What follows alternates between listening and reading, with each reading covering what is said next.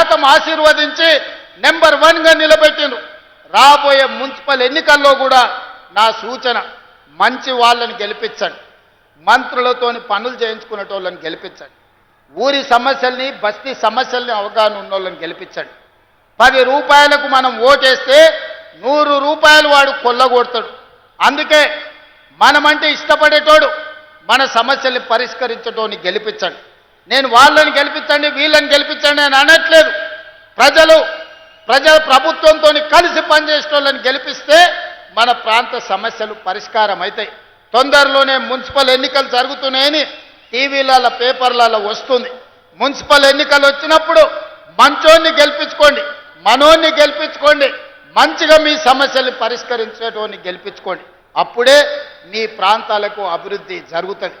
ఇవాళ నేను ముఖ్యమంత్రి గీడికి వచ్చిన అంటే బీజేపీ ఎమ్మెల్యేలైనా వాళ్ళు వచ్చి అడిగినారు కాబట్టి ఇవాళ మంజూరు చేస్తానని నేను చెప్పిన. వాళ్ళు ఈ సభకు రాకుండా, ఈ సభలో అడగకుండా మీ సమస్యలు ప్రస్తావించకపోతే మీకు అన్యాయం జరిగి ఉండేది కదా. నా సూచన ఒక్కటే, ఎన్నికలప్పుడే రాజకీయాలు చేద్దాం, ఎన్నికల తర్వాత అభివృద్ధిలో కలిసి నడుద్దాం. ఇవాళ మహేశ్వర్ రెడ్డి గారైనా, వెడమ బొజ్జు గారైనా, రామారావు పటేల్ గారైనా, ఈ వేదిక మీద ఉన్న ఎమ్మెల్యేలు ఎమ్మెల్సీలు ఏవైతే విషయాలను నా దృష్టికి తీసుకొచ్చిండ్రో వాటన్నిటిని కూడా మా ఇన్ఛార్జ్ మంత్రి గారికి సూచన చేస్తున్నా. మీరు ఫిబ్రవరి 1వ వారంలో మీరు సుదర్శన్ రెడ్డి గారు వచ్చి కూర్చొని ఒక రోజంతా ప్రజాప్రతినిధులతోని, 2వ రోజు అధికారులతోని సమీక్ష చేసి రేపటి బడ్జెట్ సమావేశాలకు ఆదిలాబాద్ కోసం ప్రత్యేకమైన నివేదిక తయారు చేయండి.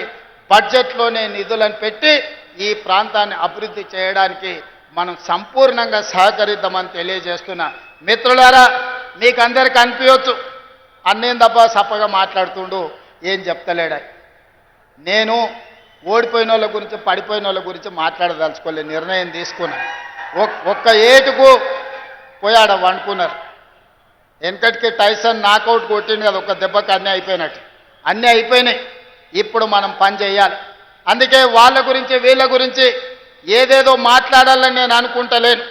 నాకు ఇచ్చిన బాధ్యతతోని మీకందరికీ పని చెయ్యాలి, సేవ చెయ్యాలి అనుకుంటున్నా.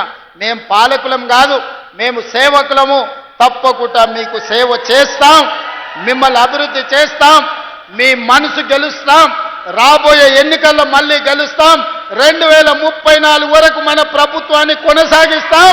ఆదిలాబాద్ సమస్యలు పరిష్కరిస్తా, ఇక్కడికి ఎయిర్పోర్ట్ తెస్తా, ఇక్కడికి పారిశ్రామిక వాడ తీసుకొస్తాం. తుమ్మిడి హెట్టి దగ్గర గోదావరి జలాల కోసం ప్రాజెక్టు కట్టి ఆదిలాబాద్ను అభివృద్ధి చేద్దామని చేస్తూ మీ అందరి దగ్గర సెలవు తీసుకుంటున్నా. ధన్యవాదాలు మిత్రులారా.